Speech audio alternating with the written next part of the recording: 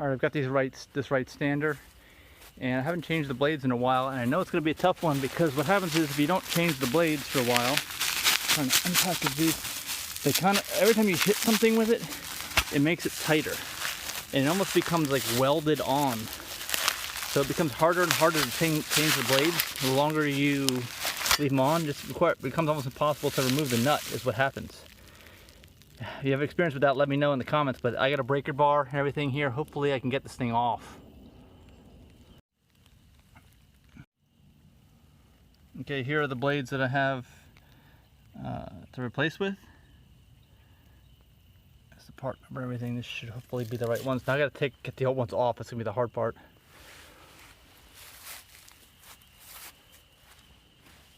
First thing you do on this model is you take off these wing nuts, these covers on the end. It's got a cover on each end, and if I lower the deck enough, I should be able to get the covers off. And then I got to raise the deck. It's an adjustable height deck. And I got to raise the deck so I can get my tools underneath to get some leverage on the spindle and enough room clearance. So I'm keeping everything on the trailer here. This one's tight. I got this off. And here, get the other one off. Half pieces. And there's no bolt on top of these. If there's a bolt on top, it's actually easier. You can get a pneumatic tool if you can get straight on it, even at an angle. But I can't. On these newer designs, there's only one bolt at the bottom, which makes it even harder to do this. Alright, then raise the deck up all the way. You can get clearance underneath there. Have some room to work. Here's what it looks like underneath. You can see it's just this bolt. Oops, sorry about my hand in the way. Just that bolt, which is, it's probably rounded off. I hope it isn't too rounded off. But I just got to get the socket on there. I think it's 24 millimeter. And get the breaker bar, and then I need to put something up here to stop this thing from moving, from spinning while I get some leverage on it. Okay, so 24 millimeter socket. And we get it underneath here. See, you can get it there, and it's going to turn this whole assembly. We've got to lock it up top. Okay, so you can see what I did right here. Hopefully this isn't going to damage the spark plug. Oh man. Is I had to wedge this thing, socket wrench, down into here, hold it in place, and that'll hold that, attach here to the socket, and then the breaker bar, and then I have to set the pull.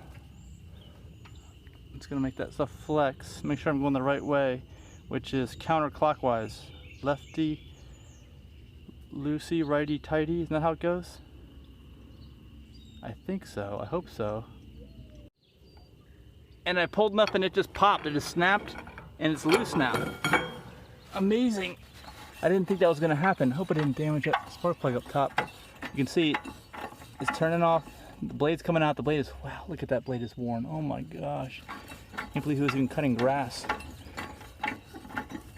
So I'm glad I have some success here I can show you instead of failure, which is what I'd kind of anticipated. Look, there's a washer up on top of that. You got to make sure you put that washer back. You pull this off, you see? Got a washer on top. And it might need new bolts, but I don't know if I know where my other replacement bolts are. When I put this on, I'm not going to put it on real tight because of what I said, how it tightens up on you. If it's too loose and the blades are spinning on themselves, you'll notice that and you can just go tighten it because it won't be cutting right. But if it's too tight, you know, you run into that problem of not getting it off, and I at least got it off this time, so I'm happy for that. And here's the model number I have, just in case you were wondering. Got this one right when it came out in 2013 in the fall. In October, I think I got one of the first builds. I wasn't even supposed to be able to buy one when I did this. Right now it's 2018, in the spring, April, almost May. And hopefully these match up. They're not quite the same. Look at how that drops down like that. That's weird. This doesn't drop down like that. I'm guessing I removed the spacer then, because if I... it's definitely going to have a different cutting height. That's weird. Notched medium lift blade. Is it the right width? Oh no. It's not even the right width.